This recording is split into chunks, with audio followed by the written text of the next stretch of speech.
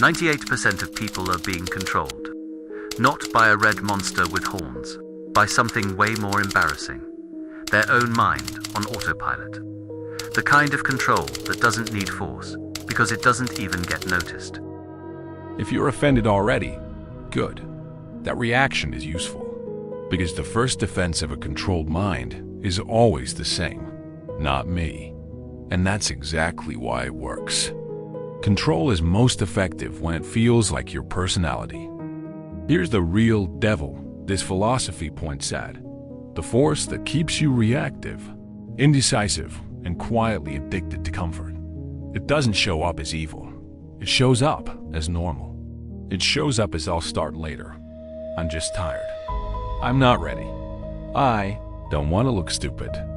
I'll do it when the timing is right." And there's one weapon behind all of that. Not temptation, not lies.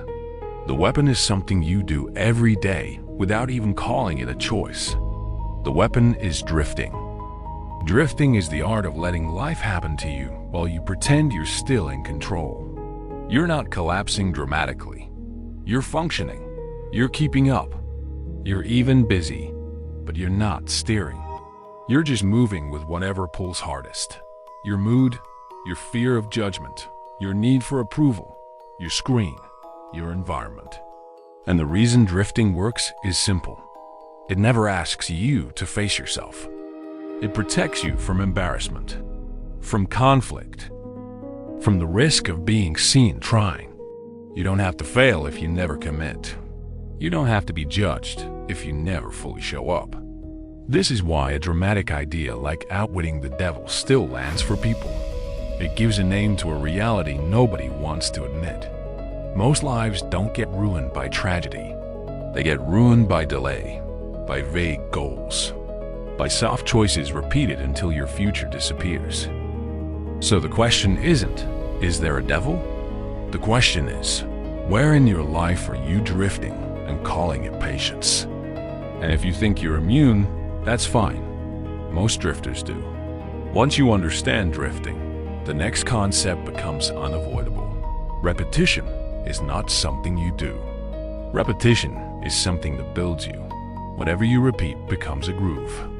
And eventually, that groove becomes your identity. That's what Napoleon Hill framed as hypnotic rhythm. Strip away the dramatic name, and it's a psychological law. The mind becomes what it practices. If you practice avoidance, you become an avoider. If you practice distraction, focus starts to feel like pain. If you practice approval seeking, independence starts to feel like danger. People love to say, "This is just who I am." Most of the time, that sentence is a habit defending itself. Think of your mind like a radio dial. The signal is there. Clarity exists. Purpose exists. But your hand keeps twisting the dial the moment life gets uncomfortable. Static. You feel awkward. You scroll. You feel fear. You delay. You feel pressure. You numb out. The song never gets to play because you never stay still long enough to hear it. And the scariest part is how subtle it is. You don't wake up and decide, "Today I'll become weak." It's gradual. One excuse that feels reasonable. One compromise that feels harmless. One more day where you don't feel like it. And then one day you look up and realize you've been training the same weakness for years. This is why talent isn't the main separator. Most people have enough talent to do something meaningful. What they don't have is a clean rhythm. They don't have a repeatable pattern of action. They wait for motivation, and motivation is unreliable. They wait to feel confident, and confidence is built after movement, not before. Hypnotic rhythm also explains why opportunities don't save people. You can be handed a chance and still sabotage it, because your nervous system doesn't recognize growth as safety. It recognizes growth as exposure. So you retreat, not because you're lazy, but because your identity is trained to protect itself from shame. That's the real prison, not circumstances, not lack of resources. The prison is a rhythm that keeps pulling you back to familiar static. So if you want to know whether you're drifting, Don't look at your intentions. Look at your repetitions. What do you do on the days you don't feel like it? That's your real philosophy. The engine that powers drifting is fear.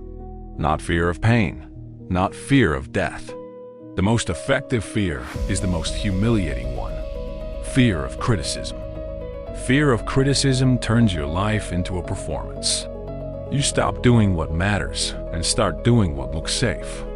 You choose what gets applause, not what builds a future. You become careful, then you call it maturity. You become quiet, then you call it peace. You become passive, then you call it trusting the process. But the process doesn't reward pretending. It rewards direction. There are a few fears that show up again and again because they're easy to install and hard to remove. Fear of poverty, fear of criticism, fear of loss, fear of being irrelevant, fear of uncertainty. You don't need to believe in demons for those fears to dominate you. You just need to let them speak without challenging them. Fear of poverty makes people reactive. When your mind is trapped in survival mode, you stop creating. You stop planning long-term. You start grabbing short-term relief. That's why desperation is so profitable for the world around you. Desperate minds are easy to steer. Fear of criticism is worse because it stops you before you even try. It kills projects in your head. It kills confidence before action can build it. It makes you trade your real life for a socially acceptable version of it. And then there's the pressure that starts early. Parents, teachers, systems, social rules, and now the most powerful program of all, the algorithm. If you grow up trained to seek approval, trained to obey without thinking, trained to fear mistakes like their identity labels, you don't need anyone to control you. You control yourself. This is the modern version of the same old trap. You're taught to value being liked over being free, and then you wonder why you feel trapped. A drifting mind doesn't question its inputs. It absorbs. It copies. It repeats. That's why the loudest voices on the internet can shape millions of people who think they're independent. They're not independent. They're just synchronized. So here's the shift. The enemy isn't other people. The enemy is the part of you that would rather be accepted than be real. The part of you that would rather be entertained than become disciplined. The part of you that would rather be safe than be strong. That's what the devil metaphor is pointing at. Not religion. Psychological ownership. If drifting is the disease, you should be able to recognize its symptoms. Not in theory. In your actual life. A drifter doesn't have clear goals. They have moods, they have plans that reset every Monday. They have dreams they talk about, but never structure their day around. They confuse thinking with progress. They confuse consuming with learning. They confuse being busy with being effective. A drifter also leaks time, not because they're evil, because they're unfocused. They don't protect attention. And attention is the currency of becoming. If you can't hold your focus, you can't hold a future. A drifter is also emotionally reactive. Something small happens, their whole mood collapses. Someone says something, they spiral. They don't govern their inner world, so their inner world governs them. And when you're governed by your reactions, you become predictable. Predictable people are easy to manipulate. Another symptom is borrowed identity, borrowed opinions, borrowed confidence, borrowed outrage. You feel powerful when you repeat something popular, but it's not your thought. It's not your conclusion. It's not your spine. It's just noise you're wearing. And the worst symptom is this. The drifter becomes convinced that drifting is how life is. They look around, see everyone else doing it, and they call it normal. That's how the trap stabilizes itself. The prison becomes the culture. Now compare that to the opposite. The mind that can't be controlled by fear is not a mind that never feels fear. It's a mind with purpose, with a plan, with a structure that forces action, even when emotion begs for delay. Purpose doesn't mean you know every detail of your future. It means you know what direction you're building. It means your decisions have a spine. It means your day is not random. This is the real flex. Clarity, not charisma, not talent, not aesthetic. Clarity is immunity. A mind with direction is harder to hijack. And that's why drifting is so common. Because clarity is demanding. It makes you responsible. It removes your favorite excuse. I didn't know. Here's the part nobody likes. Drifting is a choice. Not a loud one, a quiet one. A choice you make through avoidance, repeated until it becomes your default. People want freedom, but they don't want the cost of freedom. They want the benefits without the discipline. They want confidence without exposure. They want results without repetition. They want purpose without the discomfort of deciding one. That's why the devil doesn't need violence. He doesn't need drama. He needs you to keep postponing your life. He needs you to keep negotiating with fear.